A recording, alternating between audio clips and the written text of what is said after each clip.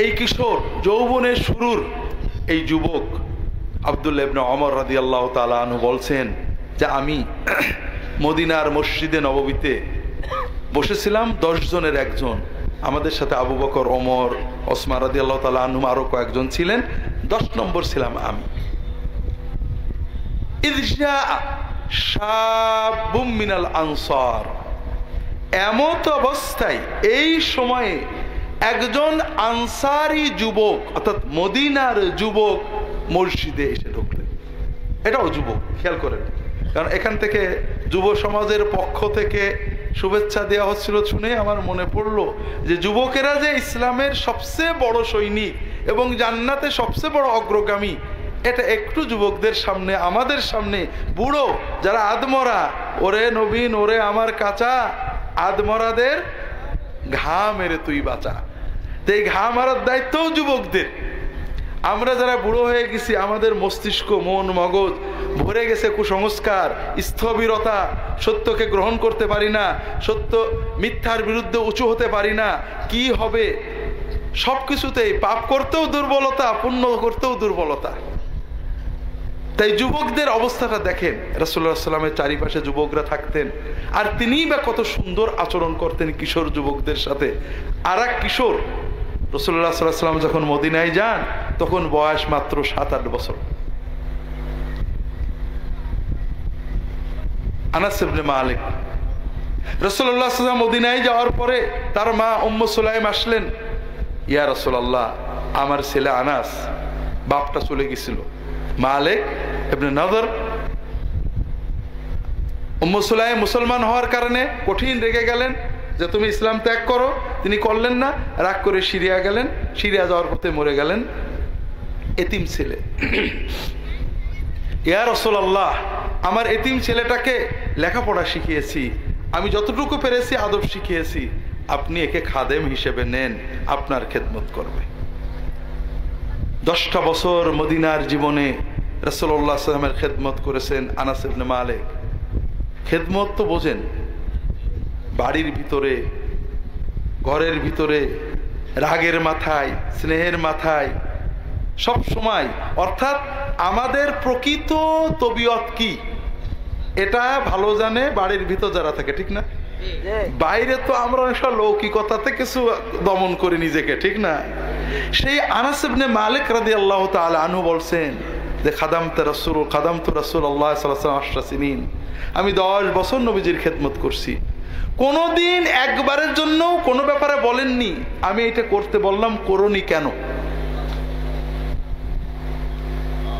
তোমাকে যে এটা করতে নিষেধ করেছিলাম কেন করলে। কোনদিন বকা দেননি, ধমক দেননি, মার দেননি, গাল দেননি, কাজ করতে বলেছেন।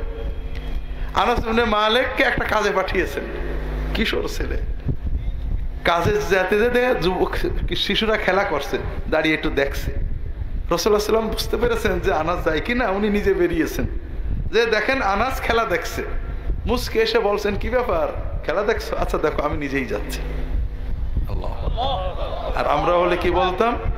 আমরা হলে মায়ের না হলো 5টা গাল তো দিয়েই দিতাম।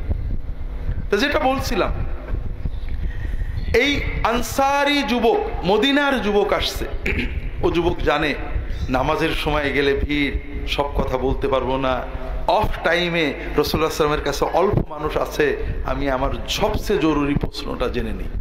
যে মশলা শুনেছে, আপনার তো মশলা শোনেন, দুনিয়ার কি মশলা? পরকে ঠকানোর মশলা।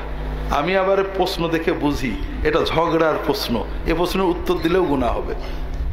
শুধু ঝগড়ার প্রশ্ন, এই ছোট ছোট মুস্তাহাব আমল নিয়ে ঝগড়া বাঁধানো প্রশ্ন, অথবা আরেকজনের ঠকানো প্রশ্ন না, প্রশ্ন হবে নিজের আমল বাড়ানো প্রশ্ন।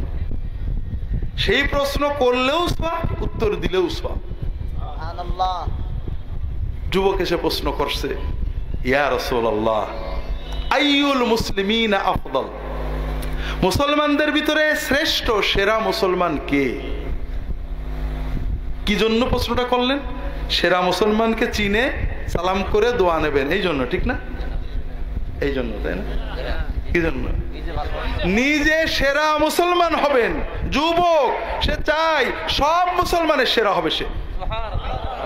কাজে ছোটখাটো কোনো প্রশ্ন করিনি, একবারে ফার্স্ট ক্লাস ফার্স্ট কোথায় গেলে পাওয়া যাবে সেটা বলে। কথা বোঝেননি? আমরা শুধু মশলা শুনি আর চলে যাই, জীবন ঘোরানোর চিন্তা করি না।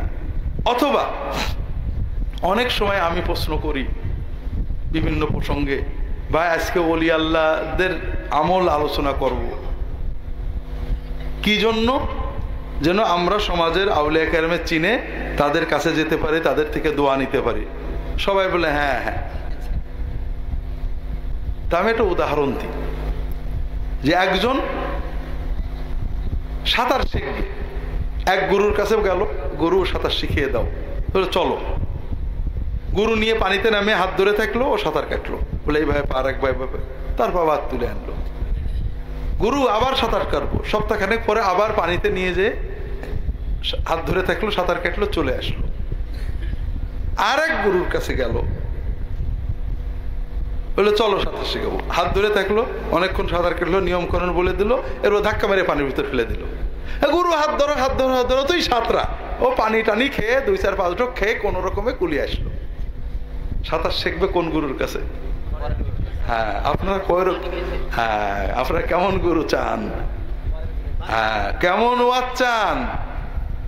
যে ওয়াজে জীবন পাল্টানোর দিক নির্দেশনা থাকে। কথা বোঝেননি? তো যেটা বলছিলাম ভাইরা,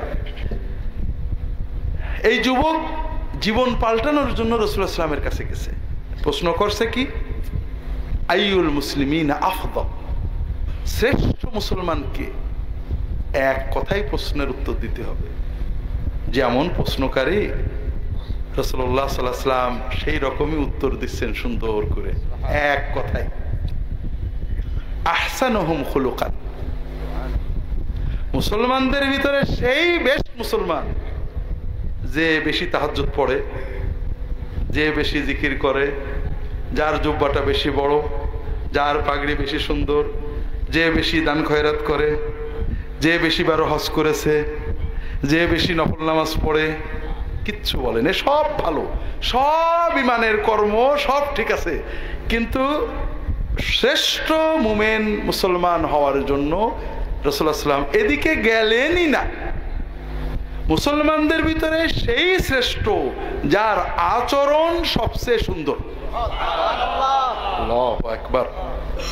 আচরণ, খুলুক, চরিত্র, ব্যবহার, মানুষের সাথে খালিকিন নাস বিখুলুকিন হাসান, মানুষের সাথে ব্যবহার করো সুন্দর ব্যবহার, স্ত্রীর সাথে, ছেলের সাথে, মেয়ের সাথে, বাবার সাথে, মায়ের সাথে, পড়শির সাথে, কাস্টমারের সাথে, সকল মানুষের সাথে তোমার আচরণ হবে ভালো, কাউকে তোমার আচরণে কষ্ট দেবে না। এই মানুষটাই হলো সবচেয়ে ভালো মুসলমান।